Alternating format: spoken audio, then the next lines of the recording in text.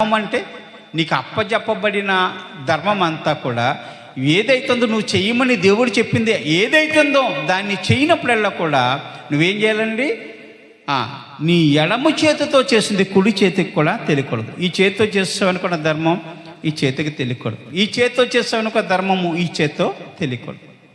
ఎవరికన్నా ధర్మం చేస్తే అలాగ ఉండాలి. మనం ఇచ్చామో ఇవ్వలేదు ఎవరికి తెలియకూడదు. ఎందుకంటే మనం చేసింది రహస్యమందు ఉన్న తండ్రి చూస్తే చాలు, ఆయన నీకు తగిన ప్రతిఫలాన్ని ఇస్తాడు. కొంతమంది ఏదన్నా ఒకరికి పెడితే వాళ్ళు చూసారా, తీసుకుంటున్నప్పుడు చూసారా వేరే వాళ్ళు అంటారు. వాళ్ళందరూ గమనించారా నువ్వు పట్టుకెళ్ళి ఇచ్చిందని వాళ్ళు చూసారంటారు. అందరూ చూసారా? వాళ్ళు చూస్తే ఏంటండి, చూడకపోతే ఏంటి, మనం పెట్టింది దేవుడికి తెలిస్తే చాలు.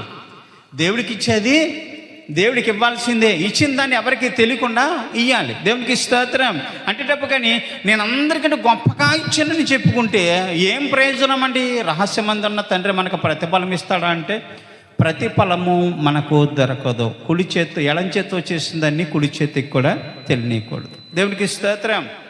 ప్రియా దేవుని బిడ్డలారా, మరి ఆమె ఆ 2 కాసులు కూడా దేవుని సన్నిధికి తీసుకొచ్చి అప్పచెప్పిందంటే దేవుడు ఎంతగా చక్కగా సంతోషించాడంటే ఈమె లేనప్పుడు హృదయముతో పట్టుకొచ్చి 2 కానుకలు తన బాధ్యత ప్రకారం అప్పచెప్పింది అని యేసు ప్రభు వారు ఎంతో సంతోషించారట.